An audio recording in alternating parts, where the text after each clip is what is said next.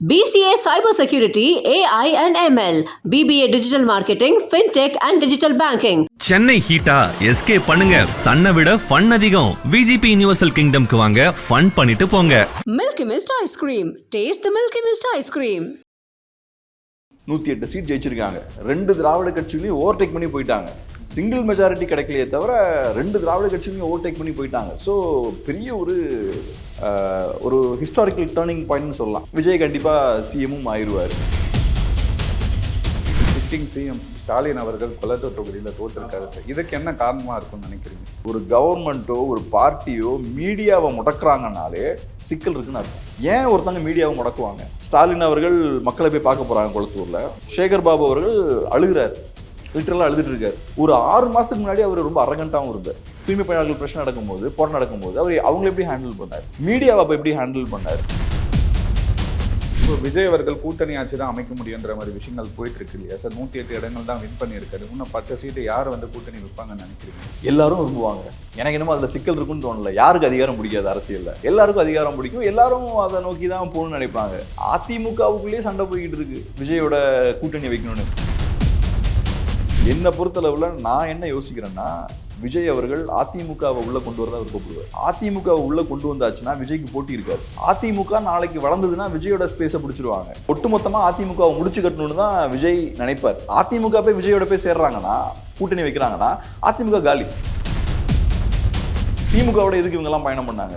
அதிகாரத்துக்கு தான். திமுகவுக்கும் இவங்களுக்கும் என்ன கொள்கை உடன்பாடு இருக்கு? கொள்கை பொருத்தம் இருக்கு? ஒன்றும் கிடையாது. கம்யூனிஸ்டுகளுக்கு என்ன அண்டர்ஸ்டாண்டிங்? திமுக ஒரு முதலாளி கட்சி, முதலாளித்துவ கட்சி. கம்யூனிஸ்டுகள் கம்யூனிஸ்ட் பேசக்கூடிய கட்சி. இவங்க ரெண்டு எப்படி கூட்டணி வைக்கிறாங்க? விஜய் அவர்கள் ஆட்சியில பங்கு, அதிகாரத்துல பங்குன்ற மாதிரி ஸ்டார்டிங் பேசினார் இல்லையா? ஆமா, விஜய்கிட்ட போனா உங்களுக்கு அதிகாரத்துல பங்கு கிடைக்கும். தாவேக்காவுக்கு சிக்கல் கிடைக்காது, சிக்கல் இருக்காது. இப்ப திமுக அதிமுக மாதிரியான கட்சிகளுக்கு மினிஸ்டர் பதவியெல்லாம் கொடுக்கறது கஷ்டம், மற்றவங்களுக்கு கொடுக்கறது கஷ்டம். ஏன்னா போட்டி போட நிறைய பேர் அவங்க கட்சிக்குள்ளே இருப்பாங்க. இந்த மினிஸ்ட்ரி எனக்கு வேணும், அந்த மினிஸ்ட்ரி எனக்கு வேணும், சண்டை போட்டு இருப்பாங்க. தாவேக்கா புது கட்சி. விஜய் நினைச்சாருன்னா 3 மினிஸ்ட்ரி அங்க கொடுக்கலாம் சிறிய கட்சிகளுக்கு. அப்படி கொடுத்தா சிறிய கட்சிகளுக்கு இது பெரிய விஷயம்.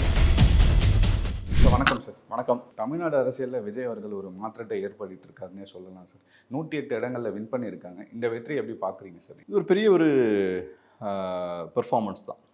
யாரும் எதிர்பார்க்காத ஒரு பெர்ஃபார்மன்ஸை கொடுத்துருக்காங்க. வரலாறு படைச்சிருக்காங்கன்னு நம்ம சொல்லலாம். ஏன்னா இந்த கடந்த 60 ஆண்டுகளில் 2 பிரதான திராவிட கட்சிகளை தாண்டி யாரும் இந்த அளவுக்கு வளர்ந்தது கிடையாது. 108 சீட் ஜெயிச்சிருக்காங்க. 2 திராவிட கட்சிகளையும் ஓவர்டேக் பண்ணி போயிட்டாங்க. சிங்கிள் மெஜாரிட்டி கிடைக்கலையே தவிர 2 திராவிட கட்சிகளையும் ஓவர்டேக் பண்ணி போயிட்டாங்க. ஸோ பெரிய ஒரு ஹிஸ்டாரிக்கல் டேர்னிங் பாயிண்ட்னு சொல்லலாம். 60 வருஷத்தில் ஃபர்ஸ்ட் டைம் இன் ஹிஸ்ட்ரி இது நடந்திருக்கு. கண்டிப்பாக அவங்களுக்கு நம்ம கங்க்ராச்சுலேட் தான் பண்ணணும். விஜய் கண்டிப்பாக சிஎம்மும் ஆயிடுவார். இது இன்னொரு முக்கியமான விஷயம் என்னன்னா, மக்களுக்கு ஒரு கான்ஃபிடென்ஸையும் கொடுக்குது. திராவிட கட்சிகள் ஏதோ பெரிய வீழ்த்த முடியாத சக்திகள்லாம் கிடையாது. திராவிட கட்சிகள் சொல்றது தானே, தமிழ்நாடுன்னா திராவிட கட்சிகள் தாங்க, திமுக இல்லைன்னா அதிமுக தான். பெரிய இந்த தமிழ் தேசியம் இல்லைனா வேற மாற்றுறதுக்கெல்லாம் வாய்ப்பு இல்லைன்ட்டே இருந்தாங்க. இப்போ பார்த்தோம்னா 2 பிரதான திராவிட கட்சிகளை தாண்டி புதுசா ஒரு அரசியல் சக்தி இவங்களை ஓவர்டேக் பண்ணி போறாங்க. ஸோ மக்களுக்கு அந்த நம்பிக்கையை தருது. ரைட், நம்ம நினைச்சா ஒரு அரசியல் மாற்றத்தை கொண்டு வந்துடலாம், திராவிட கட்சிகளையும் வீழ்த்திடலாம்னு அந்த கான்ஃபிடன்ஸையும் கொடுத்துருக்கு. ஸோ ஒரு நல்ல விஷயமா தான் நான் பார்க்குறேன். ஒரு பெரிய சாதனையும் கூட தான். ஏன்னா விஜய் அவர்கள் எம்ஜிஆரை பீட் பண்ணிட்டாரு, ஒரு ஹிஸ்ட்ரி கிரியேட் பண்ணியிருக்கான்ற ஒரு விஷயங்கள்லாம் பேசுகிறாங்க இல்லையா சார்? அதை எப்படி சார் பார்க்குறீங்க? எம்ஜிஆரையும் விஜயும் நான் ஒப்பிட மாட்டேன். மேபி அவர் ஓட் ஷேர் அதிகமாக வாங்கியிருக்கலாம். ஆனால் திராவிடியன் மூமெண்ட் டிஃப்ரெண்ட்டு. 60களில் ஒரு சமூக மாற்றத்தை ஏற்படுத்துகிறாங்க, அதுக்கப்புறம் அரசியல் மாற்றத்தையும் ஏற்படுத்துகிறாங்க. அதுக்கு முன்னாடி காங்கிரஸ் பார்ட்டி ஸ்ட்ராங்காக இருந்தாங்க. காங்கிரஸ் பார்ட்டி ஸ்ட்ராங்காக இருக்கும்போது பிராமணர்களுக்கு அதிகமான பொலிட்டிக்கல் ரெப்ரசன்டேஷன் இருந்தது. அதெல்லாம் முக்கியமாக முன்னெடுத்து அதுக்கு எதிராக அரசியல் பண்ணி திமுக அதிகாரத்தை கைப்பற்றுறாங்க. ஸோ ஃபர்ஸ்ட் ஒரு மூமெண்ட்டாக இருந்து அதுக்கப்புறம் பொலிட்டிக்கல் பார்ட்டியாக மாறி அதுக்கப்புறம் எலெக்ஷனை கண்டெஸ்ட் பண்ணி அதுக்கப்புறம் அவங்க அதிகாரத்தை கைப்பற்றுறாங்க.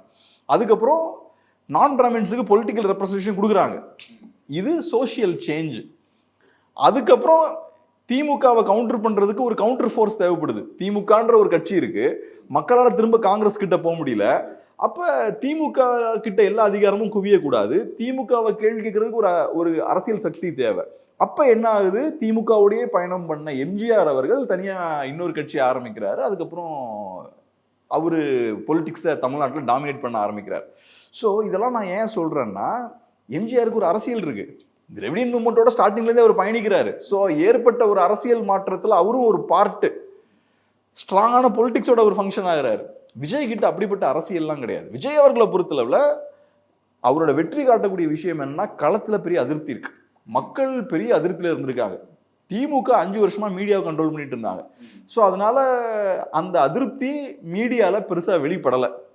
ஆனால் அதிருப்தி இருக்கு. அதை நல்லா அறுவடை பண்ணியிருக்காரு. விஜய் நல்லா ஸ்ட்ராட்டஜிக்கலாக தன்னை பொசிஷன் பண்ணுறாரு. எலெக்ஷன் கேம்பெயினை நல்லா ஹேண்டில் பண்ணுறாரு. அவரோட கேம்பெயின் பார்த்தீங்கன்னா சிஎம் சார், ஸ்டாலின் சார்ன்றதோட நிப்பாட்டிக்கிட்டாரு.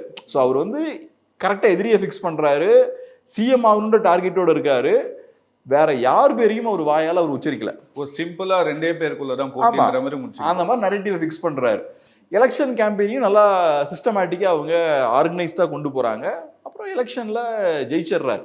ஆனால் அதை தாண்டி அவருக்கு பெரிய ஐடியாலஜியோ பெரிய அரசியல் மாற்றத்துக்கான விஷயங்களோ அங்கே எதுவும் கிடையாது. அந்த கேடஸுமே அரசியல் மயப்பட்ட கேடஸ் கிடையாது. இன்னைக்கு பாருங்க, இப்போ உடனே பார்த்தோம்னா பட்டாக்கத்தியில் ஒரு எம்எல்ஏ கேக் வெட்டுறாரு. இதெல்லாம் காட்டுற விஷயம் இது ஒரு இப்போ ஒரு அண்ணா தலைமையில் இருந்த திமுக இருக்குல்ல, அங்கே யாராவது இப்படி பண்ணியிருப்பாங்களா? ஏன் அவங்க பண்ண மாட்டாங்க? ஏன்னா அவங்க அரசியல் புரிதல் உள்ள ஆட்கள், நல்லா படித்தவங்க, சித்தாந்த தெளிவு உள்ளவங்க, அவங்க இந்த மாதிரியான விஷயங்கள்லாம் பண்ண மாட்டாங்க. இங்கே அந்த இதெல்லாம் லேக்கிங். ஸோ அதனால தான் நான் சொல்கிறேன், எம்ஜிஆரையும் விஜயும் நீங்கள் கம்பேர் பண்ண முடியாது. ஓட் ஷேர் ஒரே மாதிரி இருக்கலாம். அதை தாண்டி அரசியல் எடுத்துக்கிட்டிங்கன்னா அவங்களோட அரசியல் ரொம்ப ஆழமான அரசியல், ஒரு மாற்றத்தை ஏற்படுத்தி அங்கிருந்து வந்தவங்க. இங்கே அதெல்லாம் நடக்கலை. ஆனால் ஓட் ஷேர் இருக்கு. மக்கள் மாற்றம் வேணுன்றத முடிவு பண்ணிட்டாங்க. திமுக அதிமுக வேண்டான்றத முடிவு பண்ணிட்டாங்க. விஜய் மேல ஒரு நம்பிக்கை வச்சு, விஜய் மேல நம்பிக்கையும் வச்சிருக்காங்க. அதனால தான் இவ்வளவு தூரத்துக்கு விஜய்க்கு ஓட் போடுறாங்க. நீங்க பாத்தீங்கன்னா திமுக 73 சீட் வாங்கியிருக்காங்க, ஜெயிச்சிருக்காங்க. திமுக அலைன்ஸ். இப்ப நீங்க நல்லா கவனிச்சீங்கன்னா திமுக வேண்டான்றவங்க யாருக்கெல்லாம் ஓட் போட்டிருப்பாங்க? விஜய் அவர்களுக்கு. விஜய்க்கு வேற ஏடிஎம்கேக்கும் போட்டிருப்பாங்க, வேற என்டிக்கும் போட்டிருப்பாங்க. ஸோ திமுக வேண்டான்றவங்க விஜய்க்கும் போட்டிருக்காங்க, ஏடிஎம்கேக்கும் போட்டிருக்காங்க. ஸோ அப்போ அவங்க ஓட்டு உடஞ்சிருக்கு. அவங்க ஓட்டு உடஞ்சதுக்கு அப்புறமும் திமுகனால 73 சீட் தான் வாங்க முடிஞ்சிருக்கு. திமுக வேண்டான்றவங்க எல்லாம் ஒரு கட்சிக்கு ஓட் போட்டா என்ன இருக்கும்? சிங்கிள் மெஜாரிட்டியில் வின் பண்ணி ஸ்வீப் பண்ணி எங்கேயோ போயிருப்பாங்க. திமுகவுக்கு இந்த 73 கிடைச்சிருக்காது. அது உடஞ்சனால தான் திமுகவுக்கு இந்த 73. ஸோ அதனால அந்த அளவுக்கு அதிருப்தி இருக்கு மக்களுக்கு. திமுக எதிர்ப்பு வாக்குகள் 2ஆ உடஞ்சதுக்கு அப்புறமும் விஜய் 108 சீட் ஜெயிக்கிறாருன்னா சாதாரண விஷயமே கிடையாது. ஸோ அதனால இது மக்கள் மேண்டேட் ரொம்ப கிளியரா இருக்கு. திமுக வேண்டாம், தாவேகா வேணும். அந்த பேட்டர்னை உடைச்சிருக்காங்களே சார், ஓட்டுக்கு காசு கொடுத்தா வின் பண்ணிடலான்ற ஒரு பேட்டர்னை உடைச்சிருக்காங்களே சார். இப்போ நான் பார்க்கறது என்னன்னா, நம்ம மக்களோட தீர்ப்பை மதிக்கணும். மக்கள் விஜய்க்கு ஓட் போட்டிருக்காங்க, அதை அங்கீகரிக்கணும், நான் அதை ஏத்துக்கிறேன். ஆனா இப்ப நீங்க விஜய் மாற்றான்னு கேட்டீங்கன்னா அதை நான் ஏத்துக்க மாட்டேன். இப்ப நீங்க சொல்றது என்னன்னா, திராவிட கட்சிகள் பணத்தை கொடுத்து ஓட்டு வாங்குறாங்க, பணத்தை வச்சு அரசியல் பண்றாங்க, அந்த வகையில விஜய் கொஞ்சம் மாற்றா இருக்காருன்னு சொல்றீங்க. நான் எப்படி பாக்குறேன்னா, விஜயோட அரசியலும் பாத்தீங்கன்னா இஷ்யூ பேஸ்டா ஒரு அரசியல் பண்ணல. விஜயுமே என்ன பண்றாருன்னா, நரேட்டிவ் செட் பண்றது, மீடியாவுக்கு ஏற்ற மாதிரி கேம்பெயினை கொண்டு போறது. ஆமா, ஆளும் கட்சி இஷ்யூ பேஸ்டா எடுத்து பேசினா நல்லது. ஆனா ஸ்டாலின் அப்படின்ற இண்டிவிஜுவலோட ஸ்டாப் ஆகிக்கிறது. நான் பார்த்தேன், களத்தில் காசு கொடுக்குறாங்க டிவிகேவும். நானே சில தொகுதிகளில் அந்த பகுதி மக்கள்கிட்டலாம் பேசும்போது டிவிகேவும் நிறைய இடங்கள்ல காசு கொடுக்குறாங்க. அதே மாதிரி ஆட்களை திரட்டுறதுக்கும் டிவிகே பணம் கொடுக்குறாங்க. இதை நீங்க டிவிலே நிறைய பேர் பேசி கேட்டிருப்பீங்க. இது ஒன்றும் பிரிய. ஆனால் அவரை பார்க்க வரவங்க எல்லாம் அவங்களா சேர்ற கூட்டம்ன்ற மாதிரி தான் சார் அவங்க ப்ரொஜெக்ட் பண்றாங்க. எல்லாரும் வந்து விஜய் அவர்களை பார்க்கறதுக்கு கூட்டமா மக்கள் வராங்க. அதுலலாம் எந்த மாற்று கருத்துமே கிடையாது. ஆனா தாவேக்கால இருக்கக்கூடியவங்க ஏறக்குறைய பாதி வேட்பாளர் எடுத்துக்கோங்க. 234 சீட்ஸ்ல 100க்கும் மேற்பட்ட வேட்பாளர்கள் திமுக அதிமுக வந்தவங்க தான். திமுக அதிமுக இருந்து வராங்கன்னா திமுக சீட்டு கிடைக்கல, அதிமுக சீட்டு கிடைக்கல, தாவேக்கால எனக்கு வாய்ப்பு இருக்குன்னு தான் வராங்க. ஸோ அப்படி அவங்க வரும்போது நீங்க அவங்க கிட்ட பெரிய மாற்று அரசியலை எதிர்பார்க்க முடியாது. திமுக அதிமுக என்ன பண்ணாங்களோ அதான் இங்கேயும் பண்ணுவாங்க. ஏன்னா அவங்களுக்கு பணபலமும் இருக்கும். பணபலம் இருக்கவங்க தான், நான் இங்க போனேன் அங்க போனேன் எனக்கு சீட் கிடைக்கல, சரி இங்க வந்துருவோம். வேட்பாளர் பட்டியல் அறிவிக்கிறதுக்கு 2 நாட்களுக்கு முன்னாடி தாவேக்கால சேர்ந்தவங்க எல்லாம் உண்டு. அவங்களுக்கு சீட் கொடுக்குறாங்க. 2 டேஸ்ல சேர்ந்து 2 நாள்ல சீட் கொடுக்குறாங்க. சேப்பாக் ஸ்டேடியம், அந்த சேப்பாக் தொகுதியில வந்தவர் அந்த காங்கிரஸ். ஸோ அதை எப்படி பாக்குறீங்க நீங்க? அப்ப கிளியர் கட்டா அவர் பாக்குறாரு, அதிமுக முயற்சி பண்றாரு, திமுக முயற்சி பண்ணுவாங்க, கிடைக்கலன்னா இங்க வந்துட வேண்டியதுதான். அவ்வளவுதான். இல்ல அவ்வளவுதான், ஒரு சீட்டு தான். அப்ப அவங்களும் அதிமுக திமுக சேர்ந்து எலெக்ஷனை கண்டெஸ்ட் பண்ணுவாங்க. ஆனா நம்ம தாவேகா மேல நிறைய குற்றச்சாட்டுகள் வச்சாங்க. நிறைய பேர் என்ன சொன்னாங்கன்னா, இவங்களாம் 234 தொகுதிக்கும் வேட்பாளர் அறிவிப்பாங்களான்ற மாதிரி விஷயங்கள்லாம் பேசினாங்க. பூத்தில் எத்தனை பூத் இருக்குன்னு தெரியுமா? இவ்வளோ விமர்சனம் பண்ணாங்க இல்லையா சார்? அதெல்லாம் தாண்டி அவங்க வின் பண்ணிருக்கு. இப்போ நான் வந்து அவர் வேட்பாளர்களை நிப்பாட்ட முடியாது அவராலும் நான் சொல்ல. அவர் கண்டிப்பா வேட்பாளர்களாக நிப்பாட்டிடுவார் அப்படின்னு நான் சொன்னேன். கூட்டெல்லாம் ஓட்டா மாறுமா? ஆனா அவரு இவ்வளவு ஓட்ஸ் வாங்குவார்ன்றதை நான் எதிர்பார்க்கல. ஸோ என்னோட எக்ஸ்பெக்டேஷன் டெஃபினட்டா அவரு ஓவர்டேக் பண்ணி அவர் எங்கேயோ போயிட்டார். நம்ம அதெல்லாம் மறுக்கவே இல்லை. மக்கள் அவருக்கு ஓட்டு போட்டிருக்காங்க, மக்கள் அவரை மாற்றா பார்க்குறாங்க, அதை நம்ம மறுக்கவே இல்லை, அதை நம்ம அங்கீகரிக்கணும். ஆனா எனக்கு பர்சனலா ஒரு வியூ இருக்கலாம்ல, அதை நான் சொல்றேன். நான் என்ன சொல்ல வரேன்னா, தாவேகாவுக்கு பெரிய சித்தாந்தமோ கொள்கையோ அரசியல் செயல்பாடோ கிடையாது. இந்த லாஸ்ட் 2 இயர்ஸ் அந்த கட்சி ஆரம்பிச்சதுலேருந்து இன்னைக்கு வரைக்கும் நம்ம பார்த்ததுல பொலிட்டிக்கல் ஆக்ஷன், அரசியல் செயல்பாடுனா தாவேகாவுக்கு பெருசா எதுவும் கிடையாது. அவங்களோட அரசியல் செயல்பாடுன்றது திமுக எதிர்த்து பேசுறது மட்டும்தான். இப்ப திமுக எடுத்துக்கிட்டீங்கன்னா பாஜக எதிர்த்து பேசுவாங்க, ஆனா பாஜக எதிர்த்து எதுவும் செய்ய மாட்டாங்க. பேசுறது வேற, செய்யறது வேற. செய்யறதுனா வெறும் நீட் எதிர்ப்புன்னு சொல்றது மட்டும் கிடையாது. களத்துல இறங்கி நீட்டுக்கு எதிராக மக்களை திரட்டி அரசு மேல அழுத்தம் போடணும். இந்த டீலிமிட்டேஷனா இருக்கலாம், டெவல்யூஷனா இருக்கலாம். டெவல்யூஷன் பத்தி பேசுறாங்க, நமக்கு ஃபண்ட்ஸ் வர வேண்டிய ஃபண்ட்ஸ் எல்லாம் வரலன்னு திமுக சொல்லுவாங்க. ஆனா களத்துல இறங்கி போராட மாட்டாங்க, மத்திய அரசு மேல அழுத்தம் போட மாட்டாங்க, வெறுமனே பேசுவாங்க. அது பேசுறதுக்கான காரணம் என்னன்னா, நான் திமுகவை எதிர்க்கிறேன்ற மாதிரி ஒரு இமேஜை கட்டமைப்பாங்க. ஆனா திமுகவை நிஜமா எதிர்க்க மாட்டாங்க. அதுதான் இங்க சிக்கல். தாவேகாவும் அதே மாதிரி திமுகவை எதிர்க்கிற மாதிரியான ஒரு இமேஜை கட்டமைச்சாங்க கேம்பெயின்ல. ஆனா திமுகவை எதிர்த்து என்னெல்லாம் பண்ணாங்கன்னு பாத்தீங்கன்னா பெருசா எதுவும் பண்ணல. அது ஒரு நரேட்டிவ் பில்டிங், அதுதான் பண்றாங்க. சோ நான் எப்படி பாக்குறேன்னா, இது போதாது. இது வெறுமனே இந்த ட்ரெடிஷனல் பாலிடிக்ஸ். இது திமுக திராவிட கட்சிகள் இதுதான் பண்ணுவாங்க, அதிமுக இதுதான் பண்ணுவாங்க, திமுக இதுதான் பண்ணுவாங்க, விஜய் அதான் பண்றாரு. அதை தாண்டி உண்மையான மாற்று வேணும், மக்களுக்கு நல்லது நடக்கணும்னா கொள்கை வேணும், கோட்பாடு வேணும், சித்தாந்தம் வேணும், உங்களுக்கு ஸ்ட்ராங்கான ஒரு அரசியல் வேணும். இந்த மாற்றத்தை நான் ஏற்படுத்த போறேன். திராவிட கட்சி அதானே பண்றாங்க. இந்த மாற்றத்தை நாங்க ஏற்படுத்துவோம். வந்ததுக்கு அப்புறம் ஏற்படுத்துறாங்க. அவங்க வரதே அந்த மாற்றத்தை ஏற்படுத்துது இல்லையா? திராவிட கட்சிகள் ஜெயிக்கும் போதே அவங்க சொன்ன மாற்றம் நடந்துருது. யாருக்கெல்லாம் ரெப்ரசன்டேஷன்லயே அவங்களுக்குலாம் கிடைக்குது. இன்னைக்கும் அதை நீங்க டிஃபைன் பண்ணும். நான் இந்த மாற்றத்தை கொண்டு வர போறேன், நீங்க வந்தாலே அந்த மாற்றம் நடந்துரும் அப்படின்ற ஒரு சூழ்நிலை. நீங்க சொல்ற விஷயம் எல்லாமே என்டிகே கட்சி பண்றாங்க இல்லையா சார்? ஆனா அவங்களுக்கு மக்கள் ஒரு வாய்ப்பு கொடுக்க மாட்டாங்க. இப்ப 2 விஷயம் அதுல. ஒண்ணு, மக்கள் என்டிகேவை மாற்றா பார்க்கல, அதை நம்ம ஏத்துக்கிட்டு தான் ஆகணும்.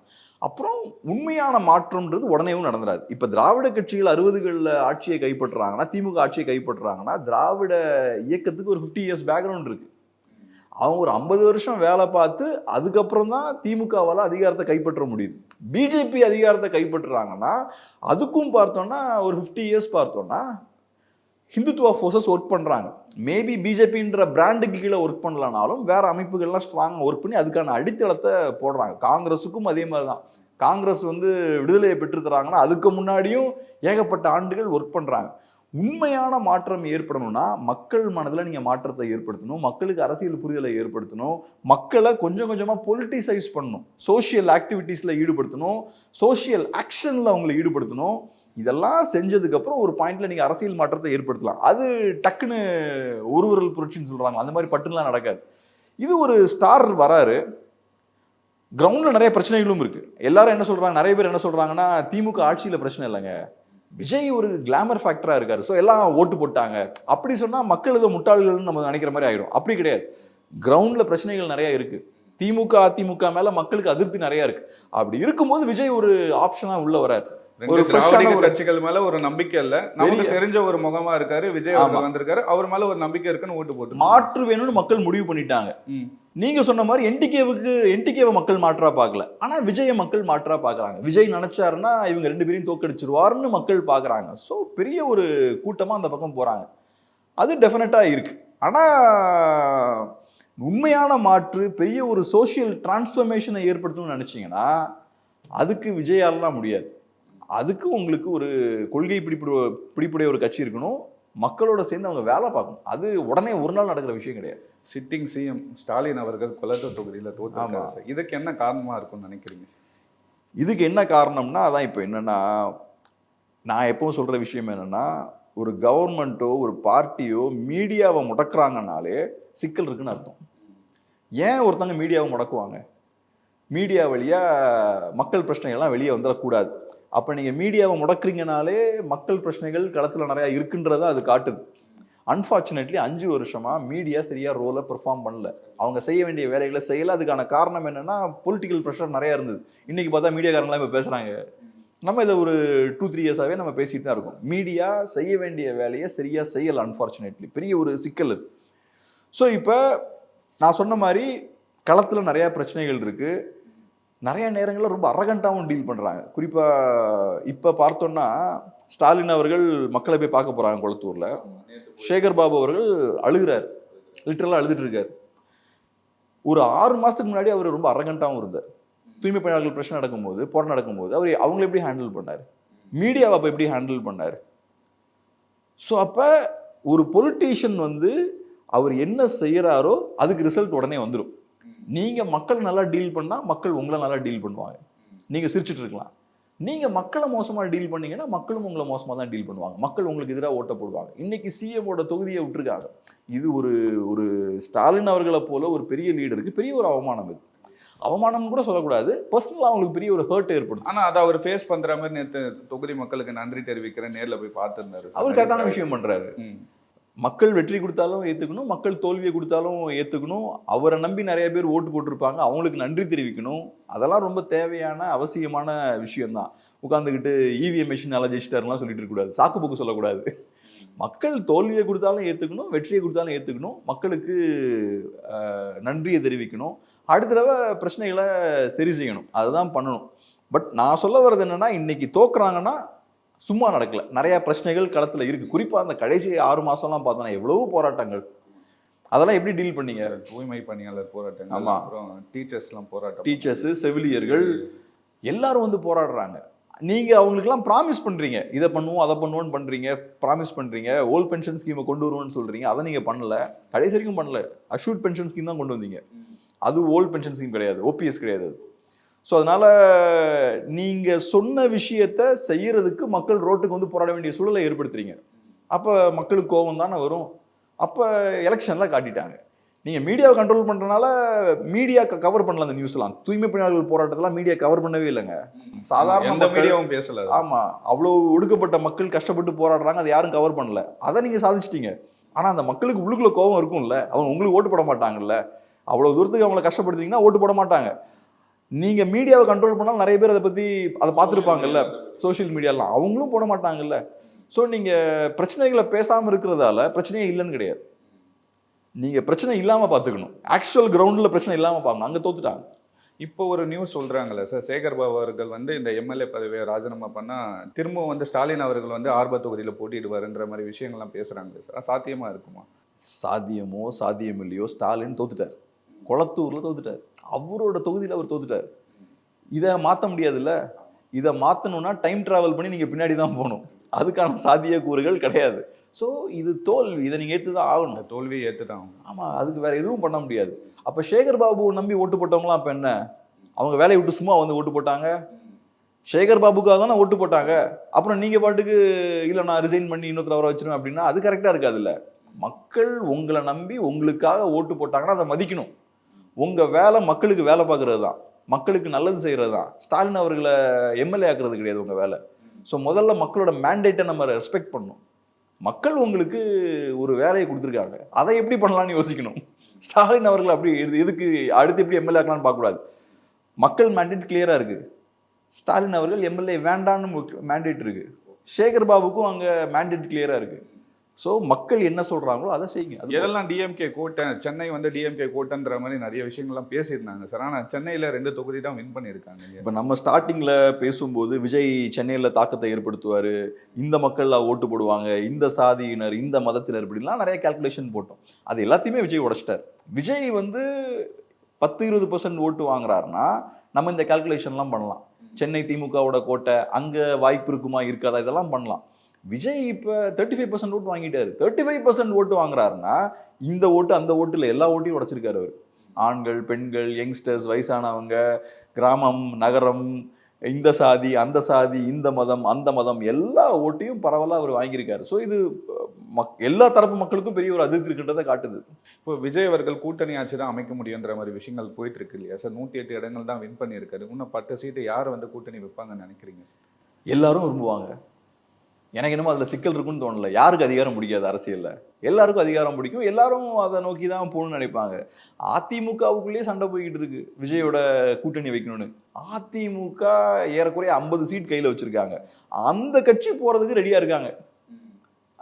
அஃப்கோர்ஸ் இபிஎஸ் அதுக்கு ரெடியா இல்லைன்னு நினைக்கிறேன். பட் மற்ற செகண்டரி லெவல் லீடர்ஸ் நிறைய பேர் ரெடியா இருக்காங்க. ஆனா விஜய் அவர்கள் வந்து ஃபோக்கஸ் பண்றது டிஎம்கே அலைன்ஸ்ல இருந்து தான் வரணும்ன்றது எதிர்பார்க்கறாரு சார். காங்கிரஸ் விசிகாலாம் வரணும்னு இன்னைக்கு கூட பாத்தீங்கன்னா திருமாவளவன் அவர்கள் வந்து சொல்லியிருந்தாரு, தாவேக்கால இருந்து எனக்கு கடிதம் வந்திருக்கு, எங்க கூட வந்து ஜாயின் பண்ணுங்கன்ற மாதிரி கேட்டிருந்தாங்கன்னு சொல்லியிருந்தாரு. என்னை பொறுத்தளவுல நான் என்ன யோசிக்கிறேன்னா, விஜய் அவர்கள் அதிமுகவை உள்ள கொண்டு வரதான் விருப்பப்படுவார். அதிமுகவை உள்ள கொண்டு வந்தாச்சுன்னா விஜய்க்கு போட்டி இருக்காது. இப்ப விஜய் பண்ணக்கூடிய அரசியலை பண்றது அதிமுக தான். அதிமுகவை நீங்க களத்துல இருந்து தூக்கிட்டீங்கன்னா அதிமுக அரசியலை உங்க கைக்குள்ள எடுத்துடலாம். திமுக எதிர்ப்புனா நாங்க தான், அதிமுக கிடையாதுன்ற இடத்துக்கு நீங்க கொண்டு போயிடலாம் அரசியலை. இப்ப இபிஎஸ் வந்து அதை விரும்ப மாட்டார், விரும்பலன்றதான் என்னோட பார்வை. இப்போ விஜய் சொன்னது உண்மையாயிடும் இல்லையா சார்? 2 பேருக்குள்ளதான் போட்டின்ற அதுதான் அவர் விரும்புவார். அதிமுக நாளைக்கு வளர்ந்ததுன்னா விஜயோட ஸ்பேஸை பிடிச்சிருவாங்க. ஸோ ஒட்டுமொத்தமா அதிமுகவை முடிச்சு கட்டணும்னு தான் விஜய் நினைப்பார். அதிமுக போய் விஜயோட போய் சேர்றாங்கன்னா, கூட்டணி வைக்கிறாங்கன்னா அதிமுக காலி. ஒன்னு ஜூனியர் பார்ட்னரா போய் நீங்க சேருவீங்க தாவேக்காவோட. 2வது உங்க அரசியலை தூக்கி அப்படியே நீங்க விஜய் கையில கொடுத்துருவீங்க. திமுக எதிர்ப்புனா விஜய் தாங்க, நாங்க அவங்களோட ஜூனியர் பார்ட்னர் தாங்க, நீங்க சுருங்கிருவீங்க. எடப்பாடி அவர்கள் அதை பண்ண மாட்டாருன்னு நினைக்கிறேன். எடப்பாடிக்கு அந்த விஷன் இருக்கு, நம்ம கட்சியை திரும்ப மீட்டு கொண்டு வந்துடலான்ற விஷன் இருக்கு. ஆனா அந்த கட்சியில கூடிய நிறைய பேருக்கு அந்த விஷன் இல்லை. இந்த எலெக்ஷன்ல அதிகாரம் கிடைச்சா போதும், கட்சி என்னானாலும் பரவாயில்ல, இந்த எலெக்ஷனோட கட்சி நாசமா போனாலும் பரவாயில்ல, எனக்கு அதிகாரம் கிடைச்சா போதும் நிறைய பேர் இருக்காங்க. ஆனா இபிஎஸ்க்கு அந்த விஷன் இருக்கு, டெஃபினட்டா இருக்கு. அதனாலதான் அவரு அதை ஏத்துக்க மாட்டேங்கிறார். தாவேக்கா அதை தான் விரும்புவாங்க, அதிமுக உள்ள கொண்டு வரும்னு நினைப்பாங்க. அது அதிமுகவுக்கு நல்லது இல்ல, தாவேக்காவுக்கு நல்லது. காங்கிரஸ் கூட பேச்சுவார்த்தை போயிட்டு இருக்கு, கன்ஃபார்ம் பண்ணிட்டு. அதான் நான் சொல்றேன் இல்ல, அதிமுக உள்ள கொண்டு வரது சாதாரண விஷயம் இல்ல. ஏன்னா அவர் தலைவர் ஒத்துக்க மாட்டேங்கிறாரு. அப்ப காங்கிரஸ் நல்ல ஆப்ஷனா இருப்பாங்க. வேற எனக்கு தெரிஞ்சு எல்லா கட்சியும் வர விரும்புவாங்க. யாரு தான் வர விரும்ப மாட்டாங்க? ஜெயிச்ச கட்சி அவங்களோட கூட்டணி வைக்க யாரும் விரும்ப மாட்டாங்க. ஆளுங்கட்சியா இருக்கதான் எல்லாரும் விரும்புவாங்க. இன்னைக்கு திமுகவோட எதுக்கு இவங்க எல்லாம் பயணம் பண்ணாங்க? அதிகாரத்துக்கு தான். திமுகவுக்கும் இவங்களுக்கும் என்ன கொள்கை உடன்பாடு இருக்கு, கொள்கை பொருத்தம் இருக்கு? ஒன்றும் கிடையாது. கம்யூனிஸ்டுகளுக்கு என்ன அண்டர்ஸ்டாண்டிங் திமுகவோட? திமுக ஒரு முதலாளி கட்சி, முதலாளித்துவ கட்சி. கம்யூனிஸ்டுகள் கம்யூனிஸ்ட் பேசக்கூடிய கட்சி. இவங்க ரெண்டு எப்படி கூட்டணி வைக்கிறாங்க? அதிகாரம் தான். கேட்டா பாஜக எதிர்ப்புன்னு சொல்லிப்பாங்க. இப்பயும் நீங்க தாவேக்கா கூட போய் சேர்ந்தீங்கன்னா என்ன சொல்லலாம்? பாஜக எதிர்ப்புன்னு சொல்லிட்டு அங்க போய் உட்காந்துக்கலாமே. ஆனா விஜய் அவர்கள் ஆட்சியில பங்கு, அதிகாரத்துல பங்குன்ற மாதிரி ஸ்டார்டிங்ல பேசினார் இல்லையா? ஆமா, விஜய்கிட்ட போனா உங்களுக்கு அதிகாரத்துல பங்கு கிடைக்கும். தாவேக்காவுக்கு சிக்கல் கிடைக்காது, சிக்கல் இருக்காது. இப்ப திமுக அதிமுக மாதிரியான கட்சிகளுக்கு மினிஸ்டர் பதவியெல்லாம் கொடுக்கறது கஷ்டம், மற்றவங்களுக்கு கொடுக்கறது கஷ்டம். ஏன்னா போட்டி போட நிறைய பேர் அவங்க கட்சிக்குள்ளே இருப்பாங்க. இந்த மினிஸ்ட்ரி எனக்கு வேணும், அந்த மினிஸ்ட்ரி எனக்கு வேணும்னு சண்டை போட்டு இருப்பாங்க. தாவேக்கா புது கட்சி, இவங்கெல்லாம் இது வரைக்கும் அதிகாரத்தை ருசிச்சவங்களே கிடையாது. டிமாண்ட் பண்ணலாம். ஆமா, பெருசா ஒன்றும் டிமாண்ட் உள்ள இருக்காது. விஜய் கொடுக்கறத வாங்கிட்டு போயிடுவாங்க. விஜய் நினைச்சாருன்னா ஒரு மூணு மினிஸ்ட்ரி அங்க கொடுக்கலாம் சிறிய கட்சிகளுக்கு. அப்படி கொடுத்தா சிறிய கட்சிகளுக்கு இது பெரிய விஷயம். தாவேக்காவுக்கு அது பெரிய இழப்பு கிடையாது. ஆனா சிறிய கட்சிகளுக்கு பெரிய லாபம் அது. அவங்க இதுவரைக்கும் திமுக அதிமுகவோட பயணிச்ச போது அவங்களுக்கு அதிகாரம் கிடைச்சதே கிடையாது, பவர் ஷேர் கிடைச்சதே கிடையாது. ஸோ அதிகாரத்தை ருசிக்காத இந்த கட்சிகளுக்கு அதிகாரம் கிடைக்குது. இப்ப தாவேக்காவுக்கு பெரிய நஷ்டமும் கிடையாது. ஸோ சிறிய கட்சிகள் ஜாலியாக தான் இருப்பாங்க, ஓகே போகலாம் தான் நினைப்பாங்க. நாளைக்கு May 7 விஜய் அவர்கள் வந்து முதலமைச்சராக பதவி ஏற்க போறாரு. அது எப்படி இருக்கும்னு நினைக்கிறீங்க சார்? ஏன்னா ஒரு இப்போ முதல் தேர்தலே இந்த அளவுக்கு பெரிய கட்சியா வளர்ந்து சிஎம் ஆக போறாரு இல்லையா சார்? பெரிய சாதனை தான், பெரிய சாதனை தான். விஜய் பெரிய ஒரு அச்சீவ்மெண்ட். விஜயை பொறுத்தளவுல, மக்களை பொறுத்தளவுல இது நல்ல விஷயமா தான் பார்க்குறேன். எப்பவுமே மாற்றம் நல்லது தான்.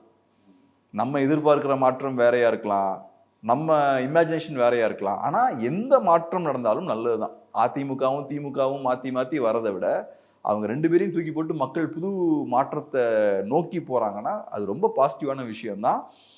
அதை முதல்ல நம்ம ஏத்துக்கணும், அங்கீகரிக்கணும். அது போக இன்னும் பெட்டரா பண்றதுக்கான ஸ்கோப் இருந்தா நம்ம அதுக்கான முயற்சிகள் பண்ணணும். ஸோ இந்த மாற்றம் ரொம்ப நல்ல விஷயம் தான். நான் இது ரொம்ப பாசிட்டிவான விஷயமா தான் பார்க்குறேன். விஜய் அவர்களுக்கு இந்த மாதிரி விஷயங்கள்லாம் கொஞ்சம் சிக்கலா இருக்கும் அடுத்த 5 வருஷங்களுக்குன்னா என்னென்ன மாதிரி விஷயங்கள்? இப்ப விஜய் வந்து எதிர்கட்சியை ரோலை பிளே பண்ணி, இப்போ இந்த எலெக்ஷன்ல ஒரு 40 சீட் வாங்கலாம்னு வச்சுப்போம். அப்ப எதிர்கட்சி ரோல் பிளே பண்ணியிருப்பார். திமுக எதிர்த்து அரசியல் பண்ணியிருப்பாரு, அதிமுக எதிர்த்து அரசியல் பண்ணியிருப்பாரு. அரசியல்னா என்னன்றது இன்னும் நல்லா புரிஞ்சிருக்கும். இப்போ அவர் ஃப்ரெஷர், இப்போ தான் ஃபர்ஸ்ட் டைமாக உள்ள வரார், வந்த உடனே இப்போ சிஎம் ஆயிட்டார். ஸோ அந்த BCA Cyber Security, AI and ML, BBA Digital Marketing, FinTech and Digital Banking. Chennai ஹீட்டா எஸ்கேப் பண்ணுங்க. சன்னை விட ஃபன் அதிகம். விஜிபி யுனிவர்சல் கிங்டம்க்கு வாங்க, ஃபன் பண்ணிட்டு போங்க. Milky Mist Ice Cream. Taste the Milky Mist Ice Cream.